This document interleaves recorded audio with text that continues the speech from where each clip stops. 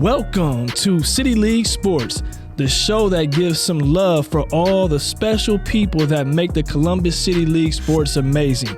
Former Brookhaven Bearcat Helen Darling is in the show here today. She joins us, and so say hello to everybody. Before you say hello, I'm your host, everybody. I'm sure some of you know that, right? Dr. Vince Clarino here. I'm excited to get into it today. Helen, the floor is yours. Say hello to everyone. Say what's up, and kind of go from there. I'm going to say good morning because it's early over here on the West Coast. But good morning. I'm excited to be here and just talk with you a little bit about my Brookhaven days. There you go. Well, we're going to talk more about than just Brookhaven days, right? and one of the beauty is that your journey, for those that don't know you, your journey in this space of women's basketball has spanned probably 25, 30 years, right? I mean, a lifetime of work and body of accomplishments and all these special things that you've done. So, yeah, we're going to start with Brookhaven and all those special moments, but we're going to ride all the way into what you're doing now. You know what I mean? Like, we're going to this is a long cross-country flight. You know what I mean? This ain't no short flight. This is a long cross-country flight where we begin in Columbus, but we end with, you know what I mean, with some of where you're at now. And so jumping right into it, high school, Brookhaven, you mentioned it. I said it in the intro. You were balling, right? Like I mean, you're a high school All-American, a 1995, I think, graduate coming out of 96. I'm sorry. So you come out of Brookhaven, graduation 96, All-American. Give everybody a little snapshot. What's going on in Brookhaven, 95-96 school year? Here you are, 17, 18-year-old senior walking around. Just give everybody a throwback to how it was. You know, the crazy thing about it is I didn't know that I was, as they say, you know, the stuff back then, right? I'm a very humble person, and I just enjoyed the game. I enjoyed my teammates. I enjoyed the journey. I enjoyed learning and growing. So it was crazy because I really didn't know or didn't think that I was that great. Even after being an All-American, you didn't know? I was told a story. Coach Lee gonna kill me. Get him out there. Come on, get Coach Lee on the spot out here. We got love for Coach Lee. That is my dude. I love Coach Lee to death. He's taught me so much. But I have to go back to my Crestview days with Coach Bruce Howard, who actually introduced me to basketball. Come on now. This is beautiful. This is good. Hey, this guy, I got the chills when you gave Coach Howard some love right in Crestview. Go ahead. I'm sorry. Yeah, he introduced me to the game. He taught me about being tenacious on defense. You know, that was the first thing that he taught. And offense will come once you put in the work, but defense is all about effort and heart. I love it. And so that's what we did. But when I got to Brookhaven, it was a different. Mr. Lee was tough. He used to fuss us out all the time. I love him to death. And he would literally fuss us out in practice, and then afterwards be like, "Hey, come on, let's go. You want to get something to eat?" And I'm like, "No." Right. He just fuss me out. Why would I want to hang out with you? Right. But he taught me the difference between what happens on the court stays on the court. Yep. And after that, we're all good. But we talk about All-American, and I think I was having a bad practice. He was like, All-American? Hey, Rob, they call her All-American. She an All-American in practice. She ain't did nothing in the games. Oh, man, he went at me hard. Yeah. And it was funny, but it made me realize, like, you got to bring it. Yeah, 100%. Like, yeah, you know what I mean? Like, it's like almost twofold. When you get to your level of skill set, and I was never there, so I was decent, but I wasn't Helen Darling decent, right? Like I wasn't good like you were. Like you were phenomenal good, right? And so, but it becomes twofold where now you like your bad night, which was probably my good night, right? So your bad night of 13 points. Right, which is a good night. If I go out and score 13, it's a good night for me. Sure. You score 13 and it's scrutinized differently because you're an All-American. And so share with me about carrying that type of pressure and really what you're going to share for this moment really is only speaking to, we got a lot of listeners. But this is like one of those special pieces that's really only going to resonate with a handful of people, because not everyone has that type of pressure. But I'm interested to hear, how did you carry when you said you got to bring it? Got to bring it is different for every level of expectations. How did you carry that as a 17-year-old, and you're All-American and the spotlight is always on you? The crazy thing, I didn't see it as pressure. Oh, wow. Really, maybe that's what makes y'all great then. Y'all phenomenal ones. Y'all don't even know the pressure's happening. The rest of us, we scared, shaking. Y'all don't even know what's going on. I think for me, in the era that I grew up in, my parents was not heavily involved in the sense of coaching me, trying to tell me what to do from the sidelines. None of that. First of all, my mom, rest in peace, she barely came to any of my games. She just wasn't a sportswoman. Okay. She was proud of me, you know. My dad, rest his soul, but he was at the game, but he was always just encouraging. Yeah. Like, come on, number 30, get it together. You got this, but so I never felt pressure. Only thing I wanted to do when I got out there on the floor was win. Nice. And that was win at all costs. Right. Whether that's, I didn't have to, you think about the championship game that we played at Brookhaven. I didn't score. I don't even think I had 10 points. Okay. It was me leading my team and getting the ball where it's supposed to be. Kylie Carter, Taronda Hayes. Yeah. They carried. Tynesha Crump came in. Like, we had a phenomenal team, but it was a team. And so they just looked for me to lead. No doubt. Not score. Well, and you know what, and you led well, right? And that's what point guards do. So I can talk point guard with you now, right? Being in that space, because I know that game. And you shared something just now that was beautiful. So I'm going to give a little shout out to our parents. Parents, you don't have to sit in the stands and coach your kid. You don't got to coach the entire team. You don't have to yell at the coach and tell them what plays to run. Like, trust me, that like they're working and they've all tried extremely hard. Like, trust me, everyone wants it to work the way it's supposed to work, right? And we've created this society, and it's nice to hear you share that breath of fresh air that says, like, hey, my parents were supportive of me and my journey, and they weren't the parent in the crowd making a spectacle and making it about them. And then you go on, you're this phenomenal All-American. You do these special things, and you're a leader, right? And so share because I'm curious to hear a little bit about, how do you end up at Penn State? You know what I mean? Like how does that, because, and I'll say this for me, like when I was in school and I wasn't recruited heavily or anything like that, right? But I still found my way, and my journey is my journey.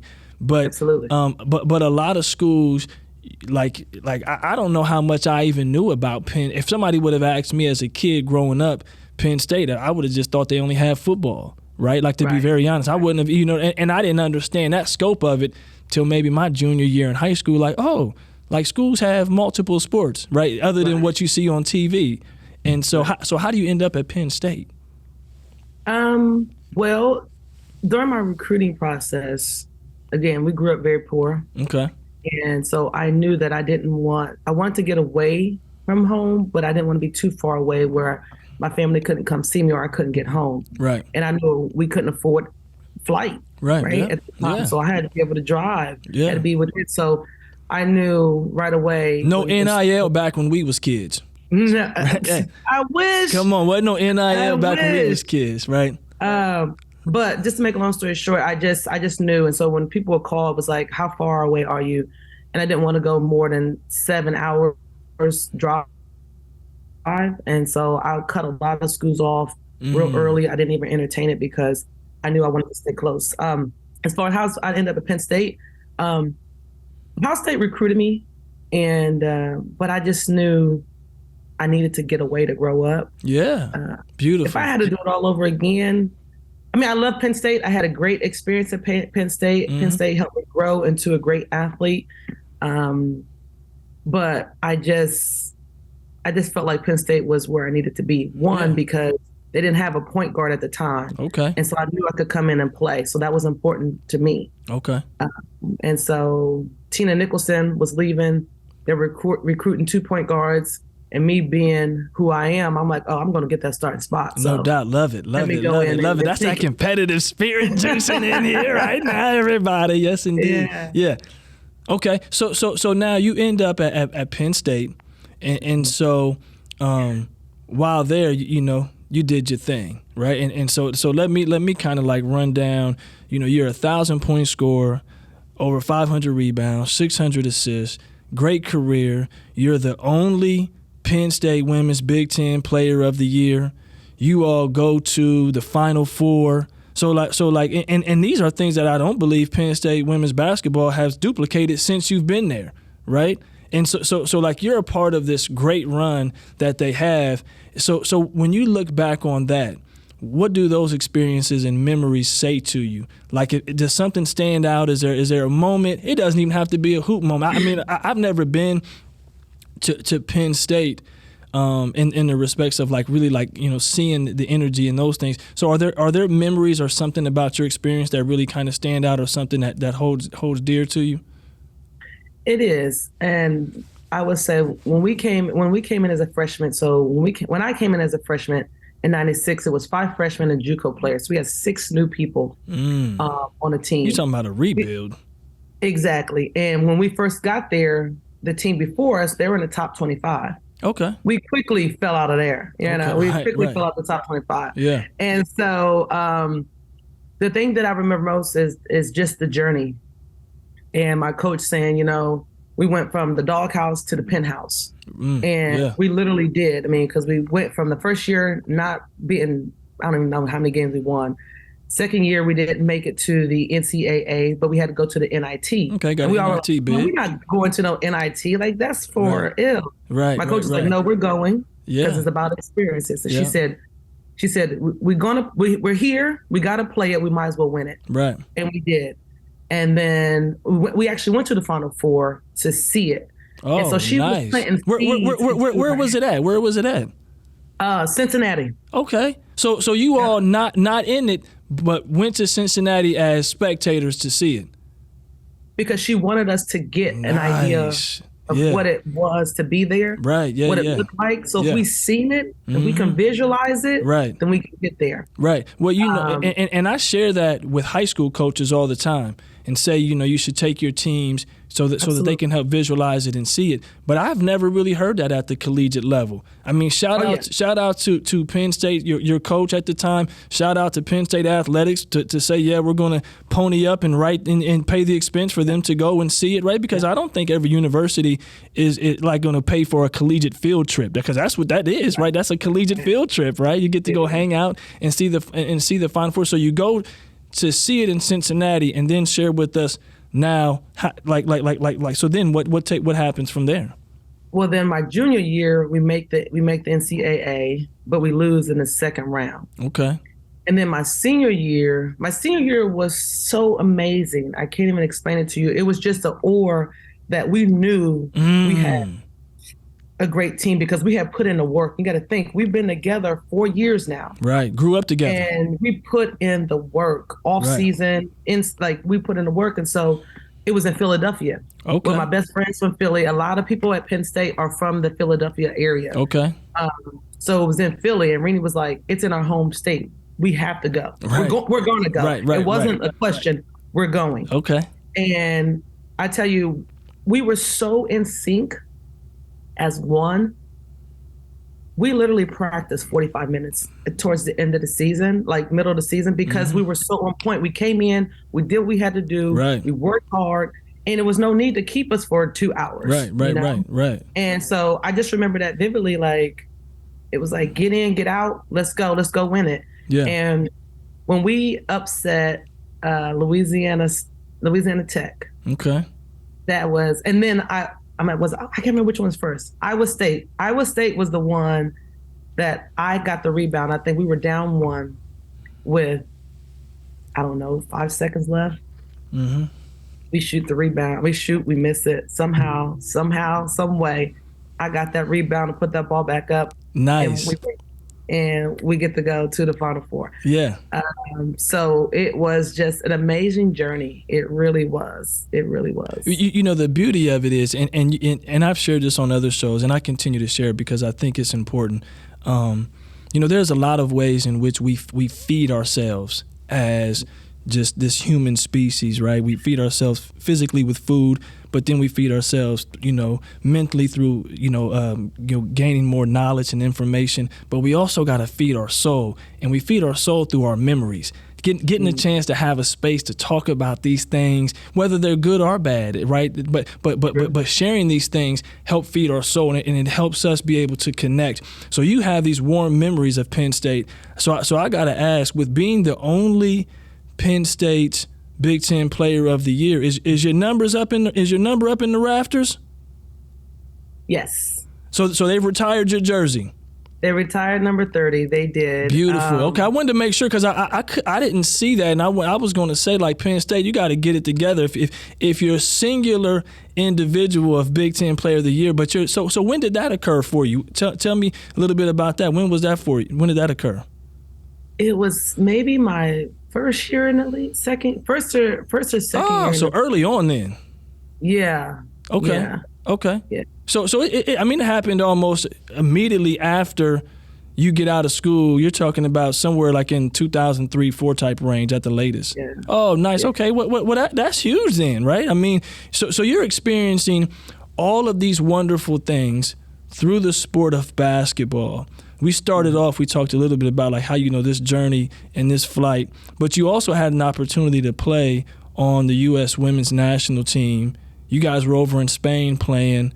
So share with everyone a little bit about that, right? Like not everybody in their lifetime gets an opportunity to travel out of the country, especially, over into Europe and things of that nature. So what was that like playing in Spain? It was amazing. The crazy thing about it is we end up getting salmonella poison. Oh. Yeah, so we had half the team sick. We went on a boat ride, which was amazing, and they fed us this chicken. Okay.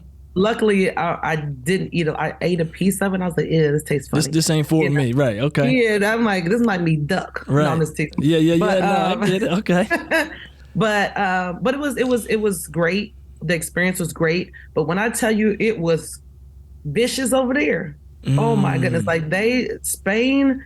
They love their sports. Yes, they do. They are brutal. Like, I was kind of scared over there. I ain't gonna lie to you. Right.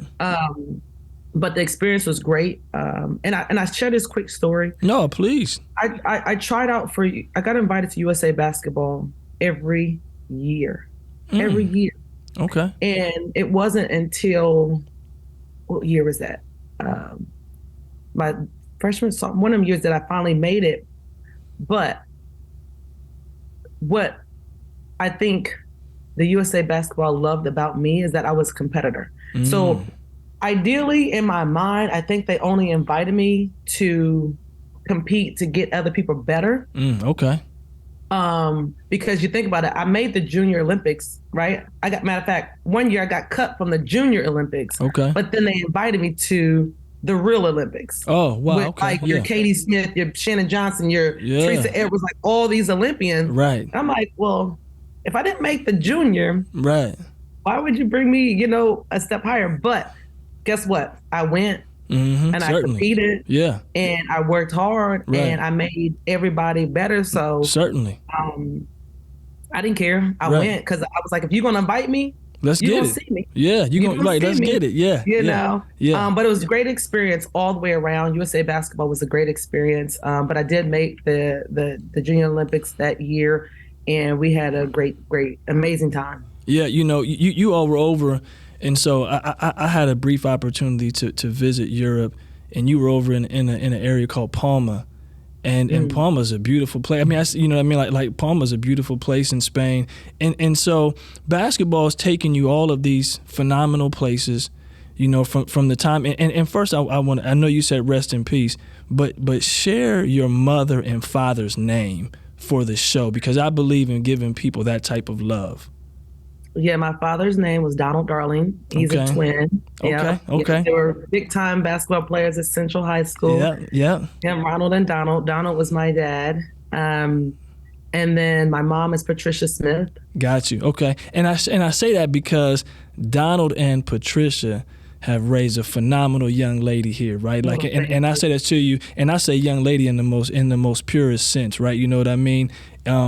Because like I'm hearing this competitiveness in you, which is what sports is about, right? Like sports is to be able to compete in this healthy space and be able to go out and you shared something about your senior year at Penn State. You said we knew we put in the work.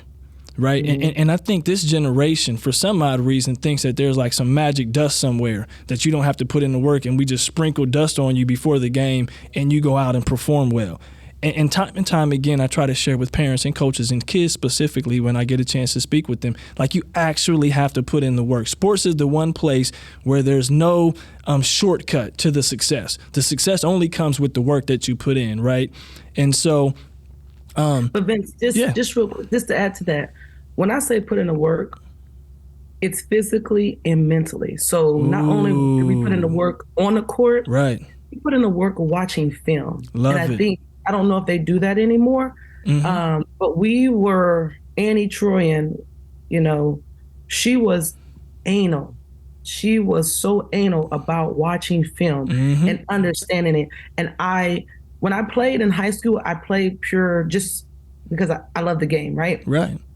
When I got to Penn State, I learned the game. I understood the game. Right. So you can draw, explain a play to me and I can visualize it in my head and see it because I know the game. I know the court. I know basketball. That's right. Yeah. And that's what I was taught at Penn State. Right. And so we watched film. We on other teams with other players. We watched tendencies. And so we was able to be successul because we knew what other people were doing. Right. And we knew how they were going to play us. So we had to counteract that. It's like, so it was a lot of detail and logic that goes into it, but the mental aspect of it as well. A lot of kids they watch the sport, but they don't really watch it to understand it. 100%. Well, you hit on so much in that one little snidbit, right? First off, the point guard in you came out tremendously just now because that's what we do as point guards and kind of understand the game and see it and those things and break it down. But we were raised to learn the game, right? Like you said, the challenge that I see with a lot of kids and even to some degree coaches, like but kids more specifically now, they see things like watching film as a punishment. Right. When really it's an opportunity. Like if you got someone who's willing to sit down with you and break down film with you and give you 20 or 30 minutes of their life to help you understand this game better that you claim you enjoy playing, you should be all over that. Right? Like that would be my opinion for it, right? But you're right because a lot of kids, like they watch the game now, they're just looking for highlights. They want to, they want to see a little move. They don't understand what goes into making all those things possible. And I'm glad you shared that putting in the work is more than just the physical stuff. But they think all of it is a punishment to some degree. And when I say that, I'm meaning kids in general, because there are some of those really special kids right now that are still out there getting it in, right? And I'm not here to say that old school is the right way, but I'll go back to in sports, success comes with the work, right? Like you have to do the work to get that level of success. But I don't want to hear. I know what my opinion is about the challenges. I want to hear your opinion. What are the challenges that you see right now, specifically in the women's basketball space? Whether it be young girls, high school girls, collegiately, professionally, I'm curious as to hear your thoughts on what you see in the state of the game right now. Well, I had an opportunity because I coached my daughter since how'd that go? It was good. Oh, was it? Okay.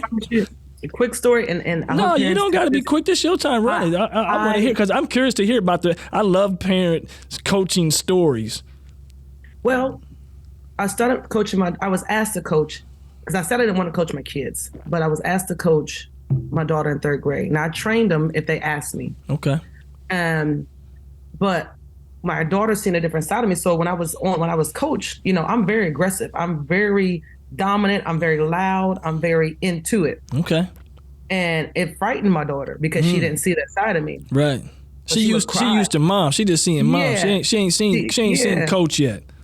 And so I told her, I said, baby, when I'm on a court, I'm coach. When I'm off the court, I'm mom. And what we did to savor our relationship is I told all my kids, after a game or practice, give me 5 or 10 minutes. Let's talk about it, right? I'm gonna give you good, bad, indifferent. I'm gonna ask you questions about the game, boom, boom, boom. And then it's shut down. Right. I don't talk sports with my kids anymore. Right. I become mother. Okay. And being able to separate the two has done wonders for my kids in our relationship. Not only do they respect me as a mother, they respect me as a coach because I'm not always drilling them. Right. They give me, even now, they play collegiately. My daughter's at Oklahoma, my boys are at Montana State University Billings. After the game, I'm like, all right, dude, y'all got to pick it up on defense, you know, or you did a great job with this. 5-10 minutes, and then we're done. And it's like, hey, how's school? What you doing? You know? Nice. So it allows that boundary so that the kids don't, because if you keep talking about sports all the time, your child's not going to want to talk to you. They're like, oh my. Right. You know, like nice. That's great advice right there. That's great advice right there. No, but I'm not letting you off the hook though. I want to know what you think about the state of. Yes, would you just tell me what's the state of the game right now, just in general? And you choose what you want to share because you're the expert in the room right now, and I want to hear your thoughts on the state of the game for young women playing this beautiful sport of basketball. I want to hear your thoughts on it. I feel like we lost the element of fundamental. I went to the City League Championship last year. I came home, watched the City League Championship, and not a knock on anybody, but I'm like, some of these kids can't, the basic fundamental. You dribble the ball on the left hand, with your left hand on the left-hand side. Right. Not your right hand going down the middle. Right. You know? It's just, I think we just lost the fundamental, but I also think that our kids seem very privileged in the sense of just the work ethic, you know? Like you said, they don't want to get in the gym. When they do, they just want to shoot. It's become all about offense. And, you know, very rarely do you see that one player that wants to get gritty and grindy and play that hard-nosed defense. Right. And it's all about playing time. It just becomes a selfishness, I think. I think the sport has become very selfish. It's not a team sport anymore. Right. You don't see that as often, a team sport. It's all about individual. You got one player and it's like, give that player the ball. And it's like, no, it's a team sport. You win as a team. You lose as a team. Certainly. Well, you know what? That speaks volumes because, you know, I think the more that like everyone begins to hear it and understand it, hopefully we get back to this beautiful space, because I'll share with you and my simplicity about the game of basketball, and I love the sport, right? So I'm a kid. I grew up playing it and been around it and watching it. I'm the nerd who, when I'm at home, I watch games on mute. I don't watch them with the sound, because like you were talking about film, I'm so used to, like when we were doing film, there's no audio. So I don't like even hearing what the people have to say. Some really smart person out there, whoever you are, found a way for me to rewind live television. So I might be sitting there at home. I might watch the same play 30 times in a row. Like, no one watches sports with me in my house because I like rewind the same play over and over and over again. I'm dissecting it like film, right? And then my family's like, all right, dude, we're done. We can't keep doing this with you. I'm like, well, no, I want to see this play again. I'm trying to see what the power forward did on this play. Like, you know what I mean? So I say that to say, but like what you shared about the game is so important, because like every voice who's achieved what you achieved, number one, is important. Like these are the voices that, your voice is the voice that needs to be heard. And I'm excited that we have this platform to be able to allow that to even occur. Before we get out of here, I told you that our time would go quick, right? And I shared that with you. Yes. As our time wraps down, one of the things that you said is you love to tell stories. And I know you love to tell stories, but not only do you sit here today, this accomplished basketball young, a woman who in the space done all these amazing things, and you're a high school All-American, you're the Big Ten Player of the Year, you make it to the Final Four, you walking around here with a silver medal, you played in the WNBA, like you've done all these special things. Your number is retired in college. but you're also an author, right? You have books under your name that you've written. Share with us.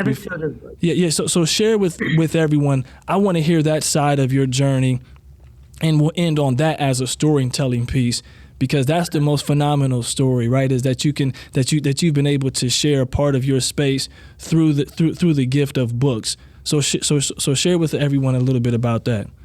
I'll try to be quick. But no, don't be quick. Don't be quick. Just now, I just want you to share it in your purest form. So when I was playing in the WNBA, I was going out doing appearances at schools all the time. And what I noticed is that, of course, a lot of them were at the inner city, that our kids couldn't sit still to listen, to read. A lot of them didn't have books. A lot of them didn't like to read. And so I just felt it was a need. And so I started doing more and more appearances. I started working with a lady named Kimberly Johnson, who wrote a children's book. And I just got really inspired by it. And I was like, I want to write a book. And she was like, well, go ahead, do it. So I went home, I started writing, came back. She was like, that's kind of terrible. Yeah. Okay, no problem. Okay.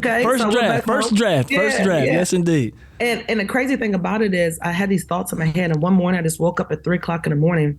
I used to sleep with a notebook next to my desk. And I just woke up 3:00 in the morning, and it came to me. I got my computer out and I just started writing, and I went back and she was like, this is it, Helen. Wow. So what I did was I wrote, I wanted to teach kids something, right, in a fun way. So I began to write children's books, the days of the week. There's one book for each day of the week. And I taught my kids the days of the week when they were younger through a simulation, right? So every Monday we did this, every Tuesday we did that, every Wednesday did this. And so they begin to learn the days of the week through a simulation. Right. And so now what I wrote about is not what I actually taught my kids, but I just came up with different themes throughout the week to help these young kids learn the days of the week. Nice. And run and read. And in the back of my books, there's extensions for teachers and parents to go in deeper, right, and make the story fun, entertaining, engaging. And certainly. I think if we could get kids engaged into books and see the beauty in books and take the journey within the books, then we can get them to read more and enjoy it, because there's so much, you learn so much by reading. Yes, indeed you do. I mean, hey, look, this has been, I'm so excited you were able to join us here today. This has been a wonderful space to share all of your journey that we could, right, in 30 minutes, to share all of your journey with everybody here back home in Columbus. And so getting out of here, where are you at now? What are you doing? And then like give us a little bit of that so everyone can kind of just know how you're out here living and how you're doing in your space. I am actually out here in Portland, Oregon. Okay. I am working with Nike. Okay. As a product footwear tester for basketball and men's basketball and running. Nice. Okay. So you're in Portland, working with Nike. Big, right? Everybody knows Nike. It's a global brand. It is. Your journey has taken you everywhere. All of us here back home in Columbus, we're happy to be fans of yours. I'm excited. I'm excited. I get to say that I know you. You know what I mean? Because what what you've done has been a real gem. And it's nice for everyone to get a chance to hear it, because I think a lot of times, even for our kids here back home, you go off to school, and then once you're out and you're in school, sometimes back home here, they don't know all the wonderful things you're doing. Right. Mm-hmm. So like Columbus, Ohio, check it. We're talking to the Big Ten. We're talking to a Big Ten player of the year. We're talking to somebody who's played for the national women's team. We're talking to somebody who really put in the work, and your story is phenomenal. And I'm glad that we could reminisce on part of it and share it with everybody here. You get the final word here. Patricia and Donald, we appreciate you for bringing this individual here into our lives. And you get the final word here before I read the outro. Just want to say, listen, young ladies, get back in sports, get back in basketball. Let sports take you on a journey. Basketball has allowed me to travel the world, meet people, be exposed to things I wouldn't have been exposed to. The world is bigger than just Columbus, Ohio. Yes, and it is. It's okay to leave the city. Yeah, I love it. I'm going to read the outro. We appreciate you here, Columbus City Schools, and taking this time to be on the show with us. Beautiful, beautiful show today, right? So I want to thank you for everybody for listening in, but want to thank you for being on the show today. Be sure to catch all future episodes on radio, WCBE 90.5 FM. Catch us on Spotify, Apple, or the platform you prefer to listen to your favorite podcast. Check us out on Instagram, City Leagues at City League Sports 614. Until next time, I am your host, Vince Clarino. This is City League Sports.